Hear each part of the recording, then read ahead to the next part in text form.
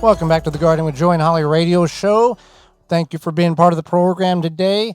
It's dry in a lot of portions of the U.S. Even if we're getting some rain, it's not making up for the deficit that we have exceeded.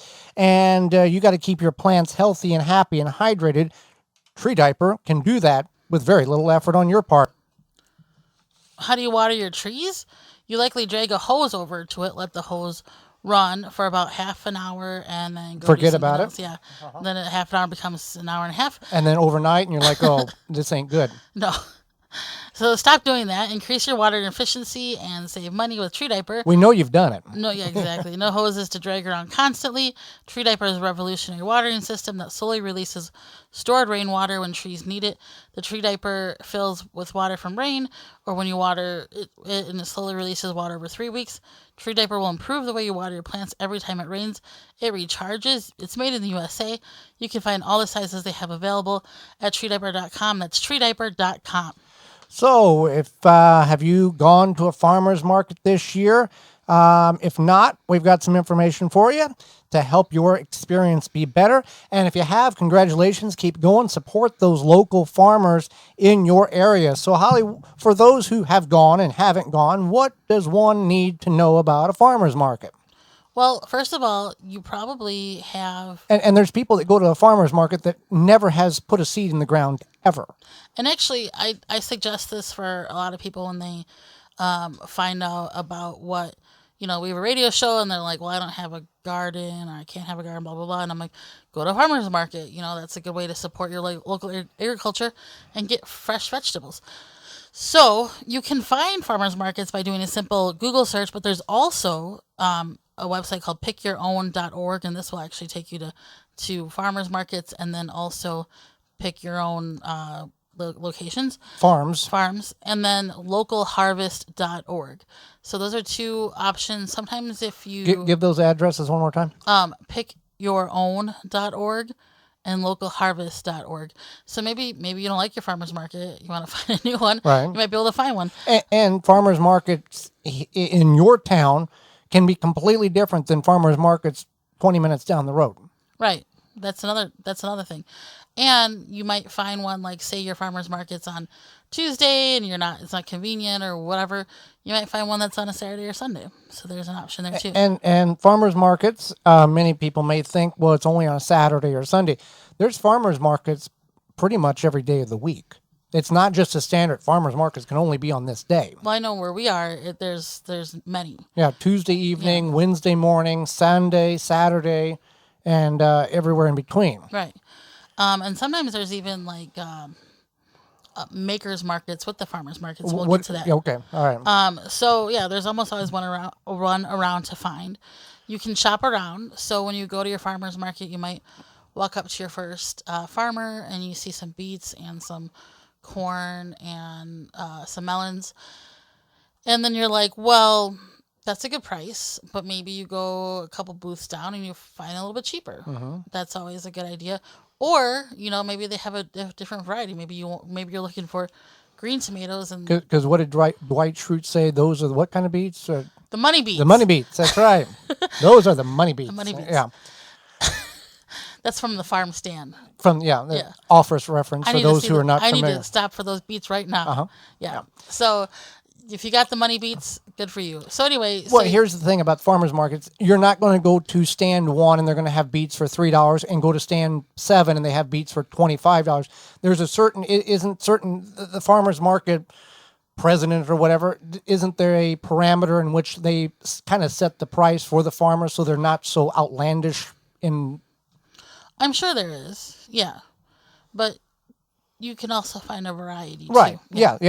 Yeah. So, and then sometimes, one farmer might have ground cherries and the other one might not. So, whatever. But yeah, you want to look around. Shop around first before you start doling out your cash. Yeah, make a loop around and see what's out there. And that's another thing is bring cash. I know not a lot of people carry cash these days. I know some of them do. Some of them do cards. The EBT, like the low whatever we call food stamps is what we used to call it. It's a fancier term now. But just make sure you do have the cash. Well, here's the thing: if you've never gone to a farmer's market, or for those who have, you're going to nod your head in agreement with this. You take a $20 bill to a farmer's market, you're going to walk out of that farmer's market with more produce than you can carry for $20. Totally. As long as you don't get distracted by soap and Yeah, crafts. yeah. We're talking vegetables and stuff Right, here. Yeah. yeah. And real quick, if you are going on a very warm, hot day, take your own bag, take your own like soft-sided cooler, and put some ice packs in it, and that will help keep the things cool and not wilt before you get home. Or if you're going to a farmer's market that sells meat, many of these, if not all farmers markets, per law, they have to sell, the meat has to be frozen for safety. Yeah. Go there first, buy your meat, put it in the bottom of the cooler, then put your vegetables on top of it, keep everything cool the entire time you're there. Right. And that's one thing I want to mention is you might think that farmers markets are only seasonal, but there's actually a lot of times there's winter farmers markets too. So that's something you could research as well. So you want to bring your own bags, and Joey had mentioned like bringing maybe a cooler bag or something, but if you don't have that, Bring a bottle of water too for yourself. Right. Right. Bring something to drink. But yeah, bring your own bags, and then that way, because the farmers are outputting the costs, for those plastic bags. So if you bring your own bags, they'll be very appreciative. Farmers markets are fun, I think.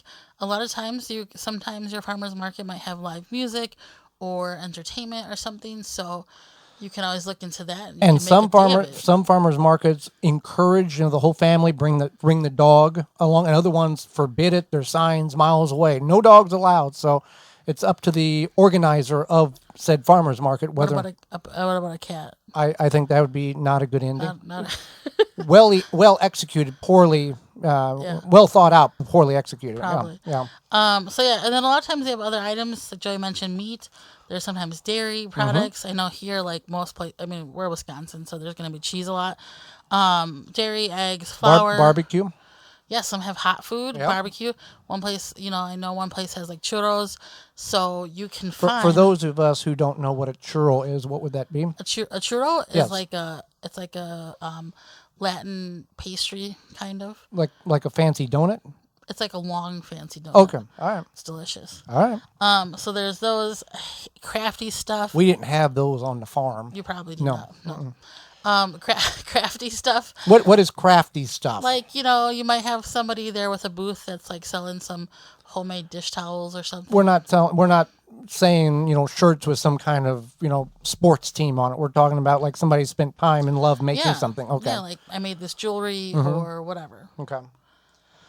Talk to the farmer. Yeah, you want to talk to the farmer. And maybe you're like, what? Why is this carrot purple? Or what do I do? Well, that's the thing. This? People swear up and down that there's no such thing as rainbow carrots. There's only orange carrots. That's all there is.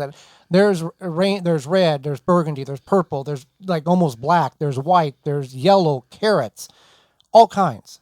The orange was just a byproduct of one of the kings back years ago liked orange, and that's what that kind of stuck. You didn't know that, did you? I didn't know that.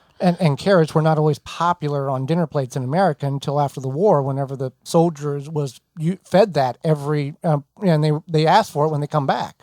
Gross. You like carrots. I don't like nasty, mushy, disgusting carrots. But a carrot in a roast or a fresh carrot. Fine. Yeah. But I'm not eating the mushy brown sugar. I don't care. That's fine. All right. Some people probably really like that. That's fine. They probably don't like other things that I like. Okay. Maybe they don't like crafty items. Okay. Well, possibly. So back to talking to the farmers. Yeah.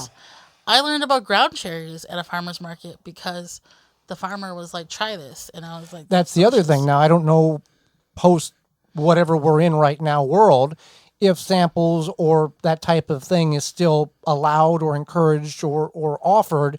Hey, I don't know, try this. Here's a little sliver of whatever. See if you like it before you decide to purchase, $5 of it. Right. I don't know. We'll have to, maybe we can see.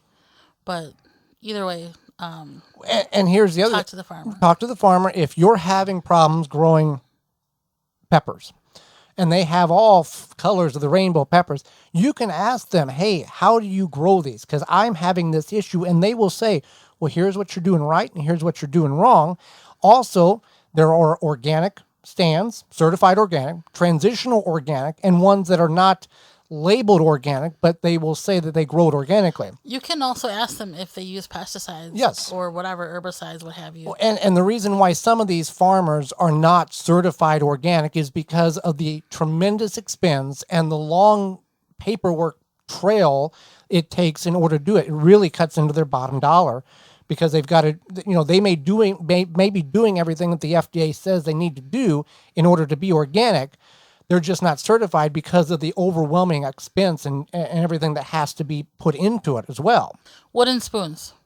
We bought some wooden spoons at a farmer's market. Okay, once. we come back circle on that. Okay. Yeah, circle back to the crafty stuff. Okay. So there's lots of stuff at farmers markets. So if you're like, my farmer's market is always packed and it's such a pain and blah, blah, blah. I don't like people. I don't like people. People. I can understand. Oh, no, people. Oh, no, people. Yeah. You should go early. If you go early, especially on a weekend, on a Saturday morning, there's typically not going to be a lot of people there. Be the first person there. Yeah. And then by the time the crowd's rolling in, you're already done. Well, however, there's a downside to that. You're probably going to pay full price for everything. If the farmer's market closes at 2 o'clock in the afternoon and you get there at 1:45, these farmers are not wanting to take home any of this. So if the beets are $3 for whatever number, they may knock it down half price just so it's gone. Well, sometimes you got to pay the anti-people tax. I know. But I'm just saying, if you want to get, basically double what you normally would get, go half hour, 45 minutes before they close, because they're wanting to get that stuff. They don't want to take anything home, because essentially they've either got to eat it themselves, donate it, or throw it away.